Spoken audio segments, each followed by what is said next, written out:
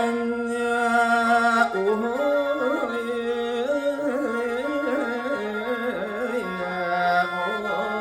ยหลับเพิ่นว่าฝ่าฝ่าห้องเสียงดังก้องพวกพี่น้องทั้งของพากันให้พากันบนประชาชนทุกยอมยาง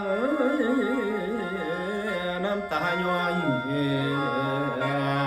เม่นเหงาไหลเส้นอะไรโอ้ยนะโอ้ยละนา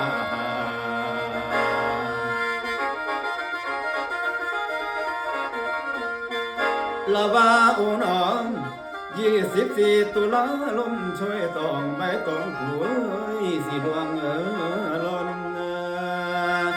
โอ้ยประชาชนทุกยอมยาทำตาย้อยสีล้นไหลหวงประจะมีตั้งแต่ห้องให้โอ้ยสิเอาอ่างน้ำตาลิ้นพอได้ยินแถลงการบอกมาน้ำตาย้อยจนสวยเป็นลมสีสวนสิลงทวนโอ้ยเสียกระบวนทุกยอมยาโอ้ยเสียกระบวนผู้เขาลงห้องให้เจสถานดอกกันไหลพวงประชาชนมีตั้งแต่ลำให้เอาอังในมาโนพาพันปีเอ้ยได้หวนงูสู่สวรรค์มีมานแล้วเสียใจแดง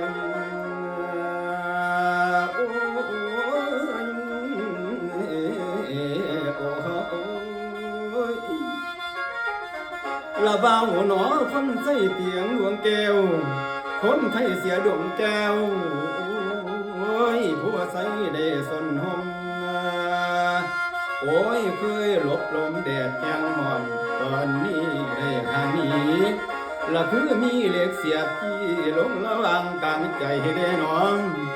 น้ำตาไหลขานิ้วถึงเอ้ยแม่หลวงผู้ลาลังบางคนไทย70 ล้านทนถูกโซลาบันที่ทอดเจ้าคือเป็น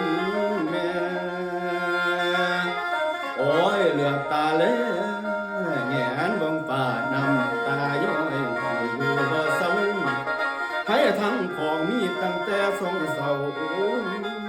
เก้าตั้งน้ำตาลิ้นละแม่เอ้ยแม่ได้ยินเสียงเอ้ยสิอาบดงน้อสองแก้มแนมขนังเนื้อฝาห้องเพื่อนสังเอ้ยเคยสนอยู่ละแม่เอ้ยแม่ผู้เขาลงกราบไหว้โอ้ยผู้เขาลงกราบไหว้บูชาเจ้าอยู่สวรรค์ละว่าสาธุสาธุสาธุเดิม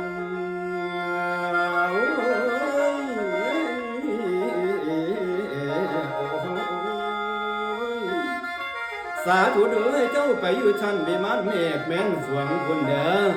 ไปเป็นเรืองเรือนประดับอยู่ถึงวิมานฟ้าเช้าปราสาอยู่เบื้องใต้